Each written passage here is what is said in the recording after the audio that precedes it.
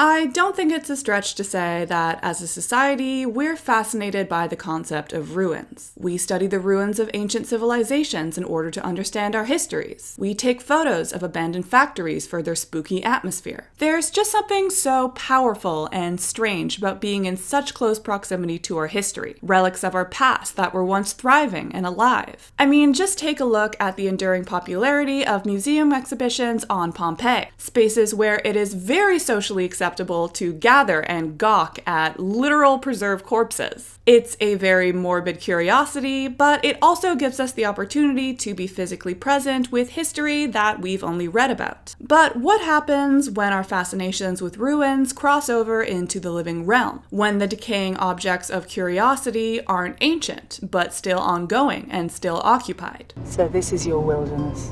Everybody left.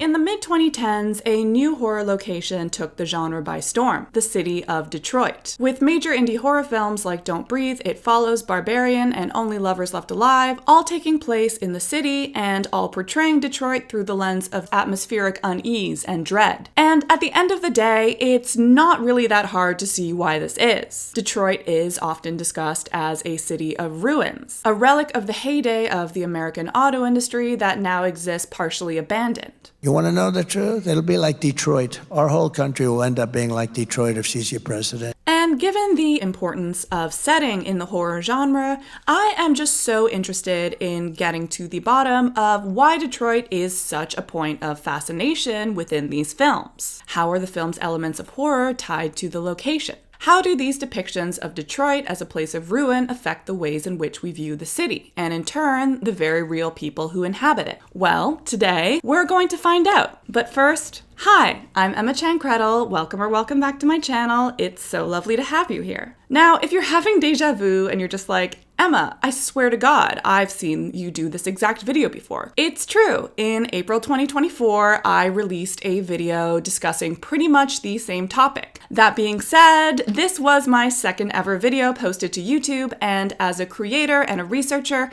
I think I've grown a lot, and this video just doesn't really live up to my standards anymore. So I thought it would just, be a fun experiment to take this old topic that I love so much, kind of revamp it, add a bit more of my 2 cents, and see what happens. But yes, let's get back to the video. When we think about classic portrayals of Detroit, perhaps one of the most famous examples would be the 2002 film 8 Mile, based on the life of rapper Eminem growing up in a trailer park near the 8 Mile Road. Now everybody from the 313, put your motherfucking hands up and follow me! The film portrays this part of Detroit as bleak, poverty-ridden, and largely filled with abandoned houses and buildings, essentially solidifying the image of Detroit as a space of post-industrial ruin in the popular imaginary. I mean, how you supposed to take pride in your neighborhood with shit like that next door? 8 Mile has undoubtedly had an effect on popular Detroit narratives. White protagonists living in poverty in a decaying Detroit neighborhood seeking to escape. And we see this narrative pop up time and time again in contemporary Detroit horror. Take, for example, Fede Alvarez's 2016 film Don't Breathe, a film that follows a young woman living in poverty in the Detroit inner city, who, with her friends, robs the house of an affluent blind man to escape the supposed hellhole that is Detroit. Don't Breathe is such a funny film to me because if you read the script, it almost feels as though Fede Alvarez understands the landscape of Detroit as being just like this post-apocalyptic Pompeii-esque base of ruin. Towards the beginning of the film, we get an aerial shot of Detroit, in which the script reads, quote, "A ghost town of urban decay, endless rows of neglected homes, abandoned buildings, and empty lots. Welcome to Detroit." Essentially, Don't Breathe understands Detroit as a desolate hellhole. Very few people occupy the streets. Homes, affluent or not, are unoccupied or abandoned. Those who remain are either miserable, evil, or desperate to escape. We keep hitting houses like today's, Rocky, and Bye-bye, Detroit. In Don't Breathe, Detroit is never portrayed as a place that could potentially once again thrive. The film's protagonist Rocky's ultimate dream is to get out of Detroit, to move to Los Angeles, which in the American imaginary exists as pretty much the exact opposite of Detroit, a place of prosperity, the place where dreams come true. If the fears in Don't Breathe are linked to economic urban anxiety, it makes a lot of sense that it would be set in Detroit, a landscape that in the popular imaginary we often connect to fears of urban decay, of the failure of what was supposed to be a thriving future. But while it is very true that Detroit has faced a significant amount of social and economic turmoil, which we will get more into in just a second, the ways in which Detroit is portrayed in Don't Breathe almost come off as fetishistic. We're just getting a little bit too comfortable basking in the aesthetics of decay and misery of a city that, is still a real place that real people live in. Further, it's just so interesting to me that all of the actors in the film are white, save for Money, who is portrayed by Costa Rican actor Daniel Zovatto, seeing as a disproportionate amount of poverty and discrimination affects Detroit's black residents. Now, the aesthetics of ruin in 2010's Detroit horror are undoubtedly linked to a concept called ruin corn, but the C is actually a P, and if I say the actual term, I will get demonetized. We can understand ruin corn as sort of a fetishization of post-industrial decaying spaces, reveling in the aesthetics of ruin without much contextualization of the history of said spaces. Through the aesthetics of ruin, history might seem implicit. When we see an abandoned street, it kind of goes without saying that it was once occupied. That being said, the aesthetics of ruin corn often flatten this history, and these images of ruin are often boiled down to, that's so spooky and cool. In the introduction of Ruin Corn and the Obsession with Decay, Siobhan Lyons further explains that, quote, modern ruins arouse both despair and fascination, a fascination with our own death and a tangible image of the precise form it will take. They remind us in a very sublime way of the inevitability of human extinction, refocusing the terrain of ruin away from the ancient world and towards the imminent future, unquote. And in this sense, we can understand Don't Breathe as both a meditation on ruin and as a fantasy of escape from its inevitability. Both narratively and aesthetically, the film focuses on Detroit as a dying place. Rocky, did you hear the Kopecki's moving away? Everybody's leaving.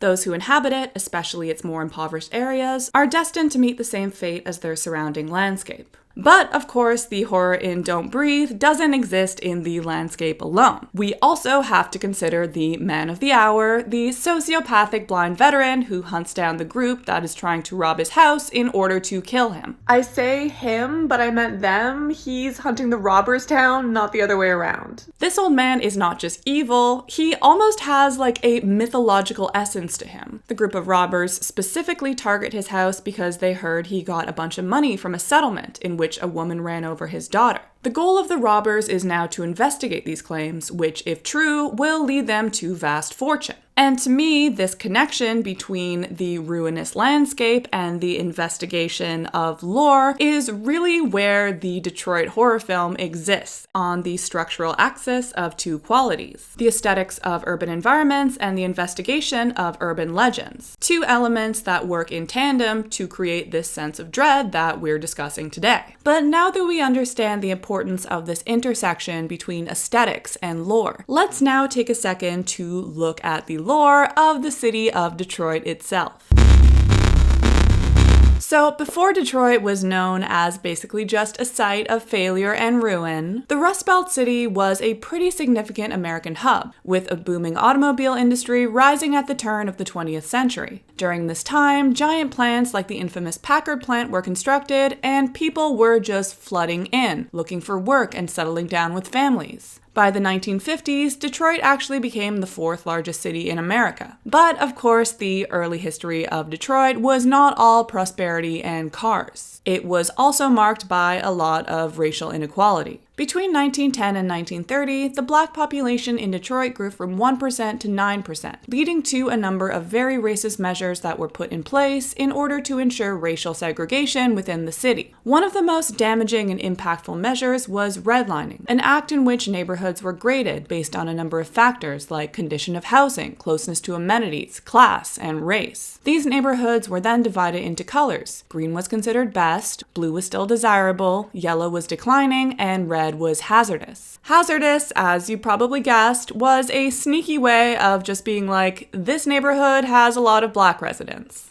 Based on this grading system, a neighborhood's appraisal would determine major bank lending decisions. And because of measures like redlining, as well as the moving of major plants to suburban areas, in the 1950s, Detroit saw the start of white flight, a mass exodus of white residents abandoning their city homes in favor of the deemed safer suburbs. And this migration left Detroit's now predominantly black inner city neighborhoods facing severe systemic issues: disinvestment, crumbling infrastructure, limited social services, housing discrimination, and increased police interference. And these feelings of injustice really came to a head in 1967, in which, following a police raid on a black speakeasy, a 5-day riot ensued, leading to thousands of injuries, arrests, and even 43 deaths. On top of this, $50 million worth of property damage was done, leaving thousands of inner city residents now homeless. And while after the riots, there was another wave of white flight to the suburbs, many black residents were not able to escape the rubble. Many homes in the south of the city were left abandoned, and over time have still sat in ruins. During this time, Detroit was also slowly facing the decline of the auto industry. And by the 2008 recession, the Detroit Big Three automakers filed for bankruptcy, pretty much the final stake in the coffin of a once booming industry. Essentially, the fall of the auto empire and images of ruin have become synonymous with the name Detroit. That being said, in the past few years, Detroit has really made an effort to regain its reputation, primarily through the rebuilding of its downtown and midtown neighborhoods, which now stand in pretty shocking contrast to the Detroit we're used to seeing in the media. And while perceptions of the city are definitely now shifting, there are still major issues in other parts of the city, with many residents still lacking proper resources. And while there are in fact a lot of really cool projects happening in these neighborhoods focusing on community and sustainability, these areas are still pretty much universally viewed through the lens of decay. For example, in the next film we'll be discussing today, the possibility of nurturing these spaces is completely ignored, instead viewing escape as the only option. While films like Don't Breathe briefly point to the stark differences between the rebuilt downtown of Detroit and the more impoverished areas, Zach Krieger's 2022 film Barbarian is pretty much a film about these juxtaposing landscapes. I'm just gonna say before I get into the plot summary, last time I posted this video, a few people were like, hey, you jump scared me with clips from Barbarian. So just a warning, I might jump scare you, and if you don't want that, you can skip to the next part of the video, I guess, but you're fine. You're brave. Barbarian follows Tess, a woman who comes to Detroit for a job interview in the newly rebuilt downtown area. During her visit, Tess books an Airbnb in the neighborhood of Brightmoor, which is depicted as classically sketchy and dilapidated, a street in ruins with a single inhabited home. Here, she encounters a creepy basement and a secret dungeon where a horrifically monstrous woman takes her hostage, cosplaying as her mother. Flashbacks reveal that the home was once inhabited by a serial killer, Frank, who operated unchecked during the 1982 period of white flight, when neighbors abandoned the area, declaring that the neighborhood was going to hell. During his reign of terror, Frank would essay his victims, impregnate them, and then continue on with this cycle until the mother was born. The neighborhood was so abandoned that nobody knew that this was happening, including the homeowner AJ. Tess is eventually saved by an unhoused black neighborhood resident, Andre, who warns her about the dangers of the house, before he is sacrificed in the most stereotypical horror way, a la The Shining. I think a lot of things happen right here in this particular hotel. Tess kills the mother and is able to escape from this hellish neighborhood by the end of the film. Now, I will give it credit, Barbarian as a film is aware of the history of Detroit, certainly more so than a film like Don't Breathe. But at the same time, it's kind of giving Zach Krieger did one close reading of the Detroit history Wikipedia page and then called it a day. And of course, what I mean by this is that while the film is aware of Detroit's history, it doesn't really engage with it on a deeper level. It's all very superficial, While the film gestures towards white flight and a struggling economy under Reagan as reasons for Brightmoor's ruinous state, James Baker says that the Reagan administration has inherited the worst economy in 50 years. This context is pretty much just used as a somewhat historically accurate way to explain why the neighborhood is now so creepy and desolate. If anything, through its portrayal of history, Barbarian just kind of doubles down on harmful Detroit stereotypes, and much like Don't Breathe, ends up just kind of coming off like ruin corn. To prove my point, let's quickly take a look at the Barbarian script. When Tess leaves the Airbnb in the morning and sees the neighborhood of Brightmoor for the first time, Krieger writes, quote, "It's one of those Detroit neighborhoods we've seen on television but hope to never step foot in. Every other house looks abandoned, burned out, or boarded up." Moments later, Tess cruises out of the neighborhood, taking it all in with her jaw in her lap. It's a war zone. Blocks and blocks of decrepit, uninhabited buildings. What the fuck? Unquote. You're welcome for acting my heart out. And the fact that this area is described as one of those Detroit neighborhoods we've all seen on TV but would never want to step foot in is rich, given the fact that the film wasn't even shot in Detroit. It was shot in Bulgaria. The neighborhood in real life isn't even that run down. They just made it look like that on set for dramatic effect, I guess. And what this dramatization really works to do is to solidify the image of Detroit as a site of mythical ruin and dread. Again, a place you would never want to step foot in. A place you would only want to escape. Meanwhile, much like in real life, the newly rebuilt downtown area in the film is understood as being safe, modern, and inhabitable. But of course, Barbarian doesn't just present the juxtaposition between these two neighborhoods. It also attempts to have a discussion about gentrification. In discussing the job she's interviewing for, Tess explains that she'll be working on a documentary focusing on the artists that have come here in the last 10 years and set up collectives and creative communities on the edge of, where the houses are basically free. This quote is very evidently describing the early stages of gentrification, in which groups like artists ultimately see these lower income areas as free for the taking, regardless of their histories and the residents that still inhabit them. And through rebranding this area as being hip, whether intentionally or not, more and more people begin to come in, and the neighborhood will begin to go up in price, making the cost of living unsustainable for current residents. I guess that in this film, we're supposed to understand that it's weird that there is an Airbnb on this abandoned street. It kind of like alludes to the idea of gentrification. But that being said, this doesn't really make much sense because this is just not a gentrified area. It's very literally a random Airbnb on an otherwise completely abandoned street. So I don't really understand what the deeper message is here. Krieger doesn't go further into this. He doesn't further discuss the documentary that Tess is working on. It's all very surface level. While the imagery of a single Airbnb on an abandoned street is certainly intriguing, the fact of the matter is the process of gentrification is often one that is creeping and sprawling, moving from one area and drifting further into historically disenfranchised communities. For example, areas surrounding Detroit's Midtown, once predominantly black, are now seeing sharp increases in rent and cost of living due to the spread of gentrification from the Midtown area. Another way in which the landscape of Detroit is understood through the film is, of course, through the character of the mother, who in many ways functions as a personification of the decay of inner-city Detroit neighborhoods. As I mentioned before, the mother is the product of multi-generational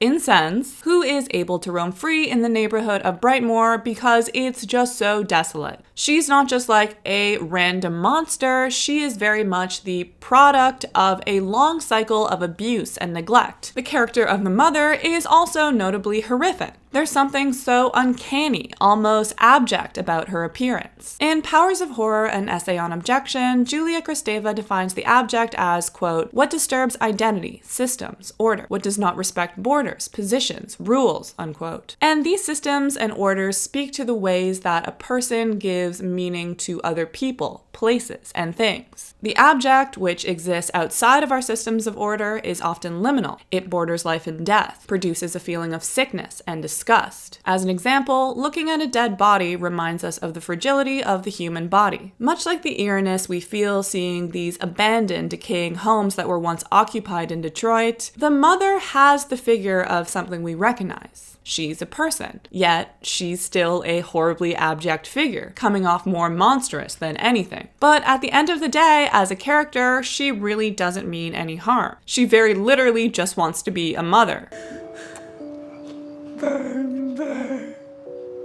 And while this could, in fact, lead to a really interesting discussion about how we face these more difficult to swallow histories, the film just ends with Tess killing off this character. So instead of even attempting to answer these questions, the narrative resolves in the most traditional horror way: escape rather than confrontation or reflection. We can understand that when Tess kills the mother and leaves the neighborhood, the fear is no longer a threat to her. And to me, this is kind of a disappointing, lazy way to end this film and further these discussions we're having about Detroit today. But luckily for you, the next film we're going to be talking about actually does engage with these questions in a pretty interesting way. When people think about segregation and the borders of Detroit, the 8 Mile line is generally what comes to mind, partially thanks to, the 8 Mile film. In David Robert Mitchell's It Follows, a college student, Jay, and her friends walk through the suburbs into the inner city. While passing by the city's abandoned homes, Jay and her friends discuss how their parents would never let them cross south of the 8 Mile marker, which they never understood as children, pointing to the power borders hold in real-life Detroit through processes like redlining. In the film, Jay's friend Yara states that she later understood that's where the city started and the suburbs ended. And I used to think about how shitty and weird that was.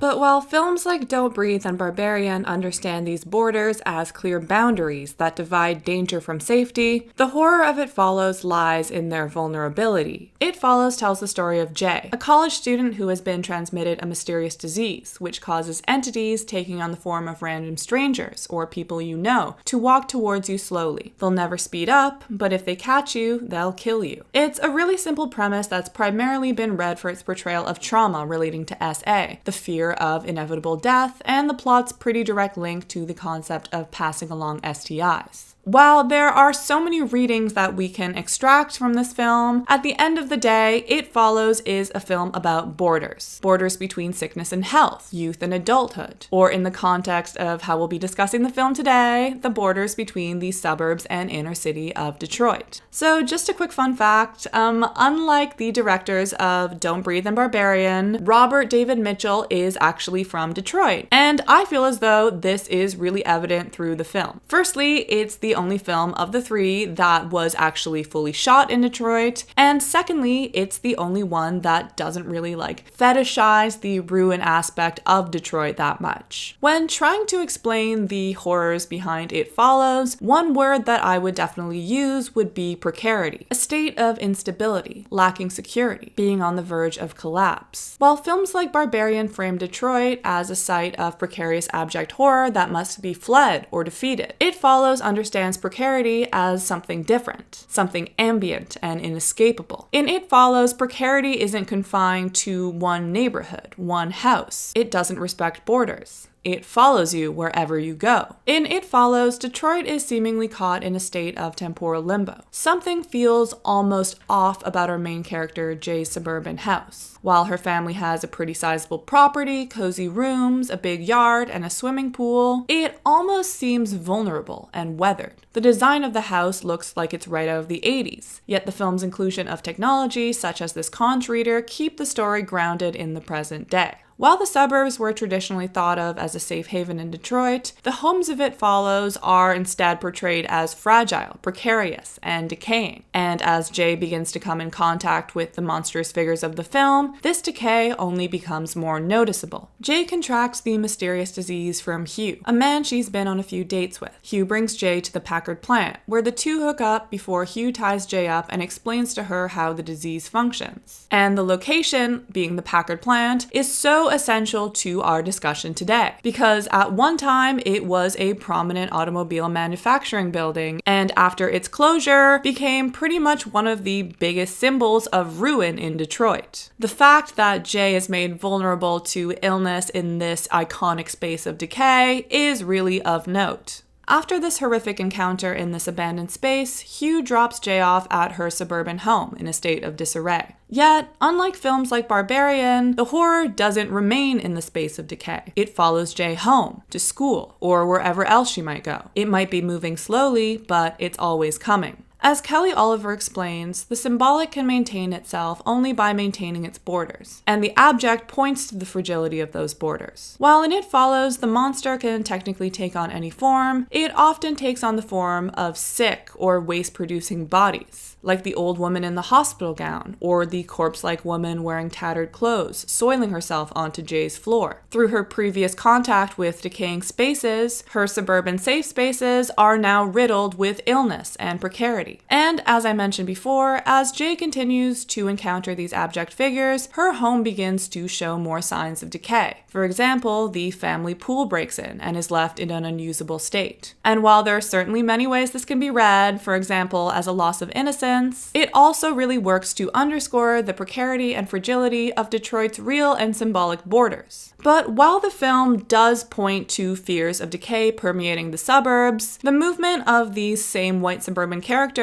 into the inner city also very much impacts these spaces. While the film shows that borders are permeable in both directions, it also clearly points to the ways in which harm is disproportionately aimed at marginalized groups. For example, after giving the disease to Jay, Hugh lies to her and says that he lives in the inner city, when he in fact lives in the suburbs. And in my mind, he did so in order to gain a sense of security, containing the monster to these areas. We also see that the people who live on the south side of Detroit are not afforded the same privileges as people in the suburbs. Case in point, Jay and her friends are explained how to live with this disease. Yet, when they pass it on to a sex worker on the south side, we can only assume that they're not warned. They're viewed as disposable, synonymous with this space of ruin. While gentrification and decay drift between these borders, one side is definitely afforded more privilege than the other. I've always really loved It Follows, and studying the film through this lens of Detroit horror kind of made me like it even more. To me, the way the films portray ruin are not based in ruin corn, but instead in the desire to have conversations. What does it mean to cross borders? Why do we fear ruin? What is the relationship between the decay of a body and the decay of its surrounding environment? Questions that I think are just generally essential for getting a more nuanced understanding of the city of Detroit itself, because as we've discussed before, this black and white thinking of Detroit as just a place of prosperity or ruin really does a disservice to residents of Detroit who are currently facing precarious situations. Ruins, as we discussed in this video, exist as a reminder of the fragility of everything we've constructed, as well as our lives themselves, which can be really powerful. But as we've also learned from this video, engaging in fetishistic discourses and voyeurism, especially in cities like Detroit, can not only be weird, but really genuinely harmful to residents of the city, especially those in marginalized groups. While obviously the creation of a more equitable and sustainable Detroit goes beyond proper media representation, it's also just so important that in media, Detroit is understood beyond its ruins, beyond a general sense of dread and defeat, beyond being a city that needs to be bulldozed over completely and rebuilt. At their worst, the Detroit horror films we discussed reduce the city to fear and decay, but at their best, they show that while parts of Detroit may be in precarious situations, they are not beyond nurturing, and they remain people's homes, inhabited by people who should not be fear-mongered or forgotten. I really look forward to seeing what's in store for the future of the Detroit horror film. Hopefully we can get some more nuanced discussions, as well as some more diverse casting and some more nuanced representations of inner city areas. Let me know in the comments what you would like to see in Detroit horror films. What did you think of the Detroit horror films we talked about today? Is there anything I missed? Let me know how your day was. I love reading your comments so much, which you might not know from the fact that I am so bad at responding to them, but I can and will change. I will be responding to your comments in this video. But yeah, that's gonna be all from me today. Thank you so much as always for watching. Again, if you want to support my channel in some way, you can like this video, leave a comment about the film or literally anything, share it with your friends, subscribe, check out my Patreon, you know the drill. Love you. See you in the next one.